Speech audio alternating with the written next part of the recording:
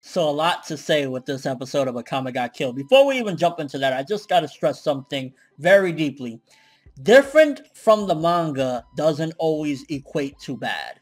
Just because a manga adaptation is not, precisely what you ultimately want. And, same goes for me when I want something to be just like the manga and it goes a different path. Just because it's different doesn't mean that it's always, that equals bad. Let's, get that out the way, because sometimes it being different doesn't necessarily mean, oh man, it's shit, it's doing terrible things. Now, with all that being said, some of the stuff in this episode did feel a little bit goofy, a little prince inside of a giant mech Tego or whatever, and then a couple other instances. I'm glad in a sense, though, we got to keep some characterization. For starters, with Ran, we got to see his characterization of him being a teacher and everything. That was definitely in the manga. It wasn't as interesting as it was in the manga, because in the manga it was just ultimately like a lot darker, and he had the people that was responsible for what happened to his classroom in his sights, and it was a lot more interesting in the manga. But I'm glad at the very least they kept some of the essence of who the character is, because up until this point it was just like, okay, he has no relevance basically if he's just gonna, be sticking around. So at least they kept that intact, and they mentioned this in this episode. But then when Ron just immediately switched sides, even though he was basically like, no, I'm sticking with the government through and through,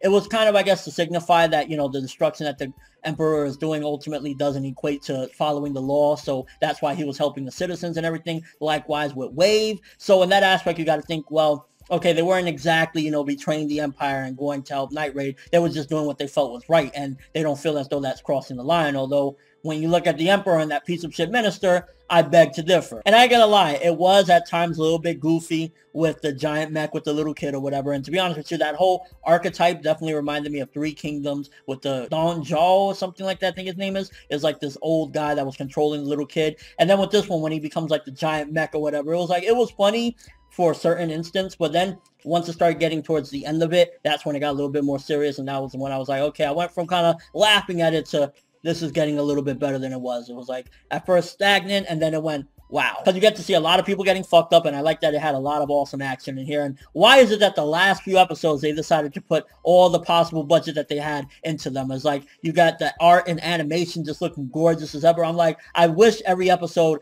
had that art and animation that this episode had, because like, Akame, when she's just dashing through the people and, slicing people up, it's like, this looks so good. I wish every episode, especially in the beginning, had that quality. And once again, I'm nervous because the events of the end of this episode has me thinking that this is possible foreshadowing yet again for the actual manga. And if that's the case, really, anime, really, I really hope the mangaka, or the mangakas, shall I say, because there's two of them, didn't tell them everything that's going to happen. Because for starters, in the end of the episode, something that happened there with the transformation, while it wasn't identical to what happened in the manga, because I'm imagining at that particular point when they probably told them about this, they didn't have the design down. Ultimately, with Tatsumi turning into that new form or whatever, it looked like some sick dragon thing. It looked definitely sick when he was turning into it. And it was kind of similar during the actual transformation of his evolution. So I was like, holy shit, is that from, like they actually got that from the manga? But then I'm thinking to myself, if they got that from the manga, could it mean that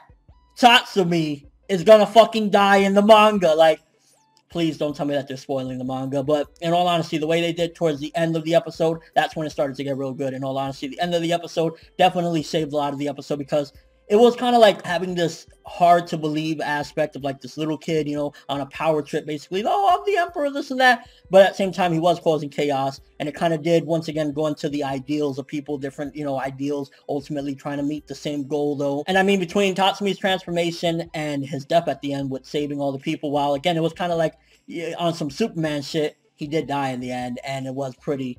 wow. Like, I know there's going to be some people that didn't like it probably. They're going to say, oh, I didn't. Personally, I thought it was pretty good, and it actually gave value to this. And while, yeah, they're continuously killing characters, and I didn't get it on a sentimental level, I think it was done all right. I honestly think that the end of this episode saved it. And again, different from the manga doesn't always mean bad. Different from the manga can mean, well, they just did things differently. Especially at this point, you should not be invested thinking that they're going to do anything like the manga at this point. If you got anything from the manga at this point, you should be like, well, shit, at least they did something. Also, another thing that I didn't really care for was they skipped out on the Leone versus Ron fight, and then next thing you know, you see him saving her and her saving him. So it's kind of like, yeah, I wish we would have got more of that. So with all that being said, it's like, it was a good, I honestly want to say like this was a good, it was silly for a certain amount of it, but then towards the end of the episode, it started, you got epic transformation in the end, which kind of again ties into the manga in a weird way. And then you have Tatsumi's demise, which that kind of is shocking that, you know, the main character in a sense, while it's called Akame got killed, for the most part, Tatsumi's been the driving force. That's like Natsu or, you know, Luffy or whatever the case may be. The main,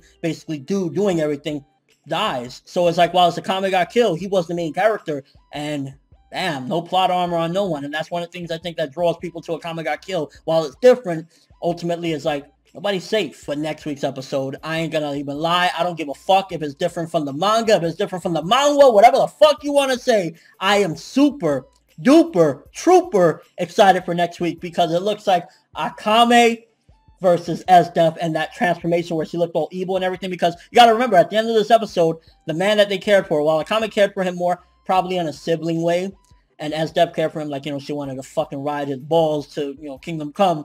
Ultimately, they're both, like, sobbing right now, and I don't know why they're going to exactly fight. I just can't wait to see this fucking amazing fight. I'm guessing it's, like, you know, one final standoff, the government versus Night Raid, and it's like, I can't fucking, I'm ecstatic for that. I don't care if it's not from the manga or not. It could be foreshadowing from the manga, who knows, but with all that being said, 7.5 to an 8 for this episode. Personally, I think that they did a decent job towards the end. It was silly in the beginning, which is why it's not, like, a great or a 10 out of 10 or anything, but I still felt it was good for what they ultimately did, and it's like, fucking hell, no plot armor, not even for the main character. But let me know what you thought of this episode. What do you think about Tatsumi's demise? Do you think that that's foreshadowing yet again for the manga? Or do you think the mangaka are going to do something different from that?